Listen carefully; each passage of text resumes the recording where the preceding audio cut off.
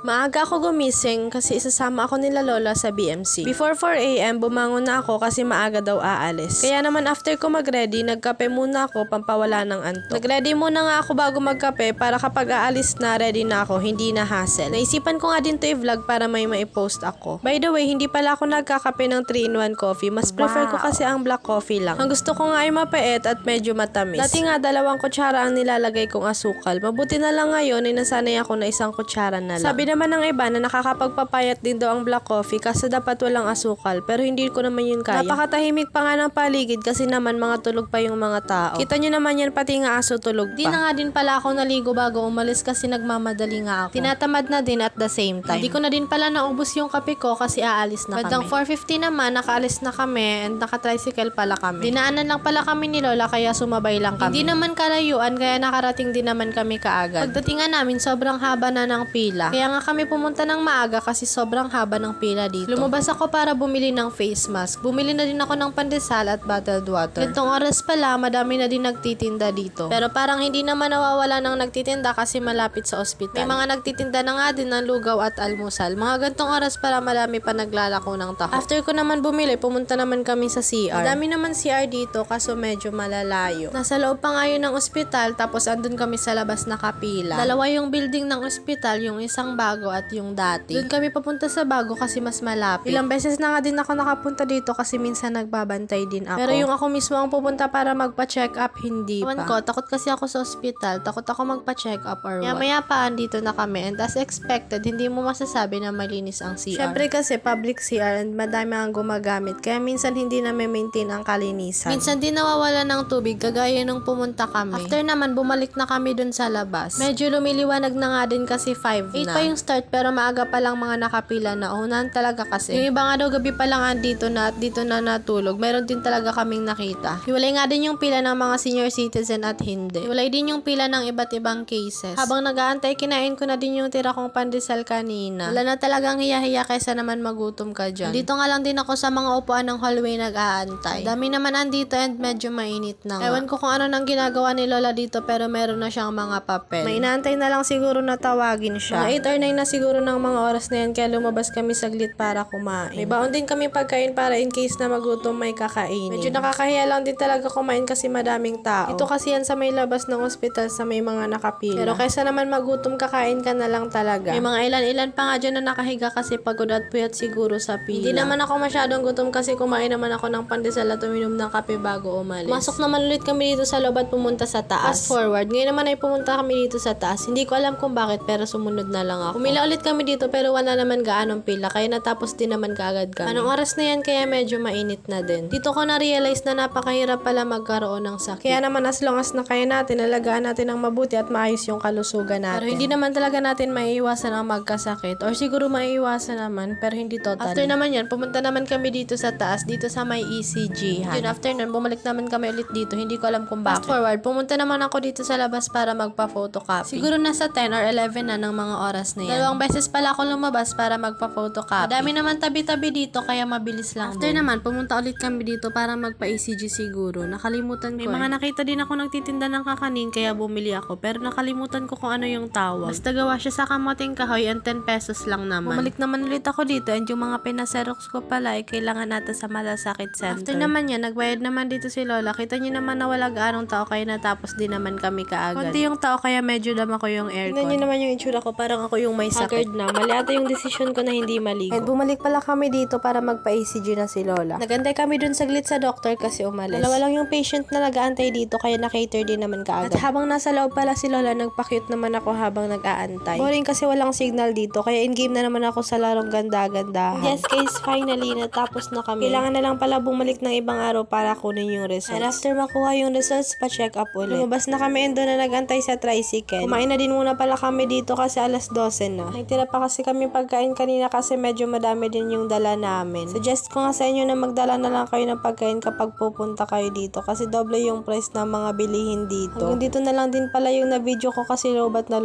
ako. Pero 4 PM kami nakauwi. Nung nalubat ako, nakatulog din ako saglit dito sa tricycle. Mabuti nga hindi sumakit yung ulo ko kasi usually kapag puyat and mainit plus gutom, sumasakit talaga ulo ko. Kaya naman tatapusin ko na to. Kung nakaabot ka dito sa last part, thank you so much for watching. See you on my next mini vlog. vlog!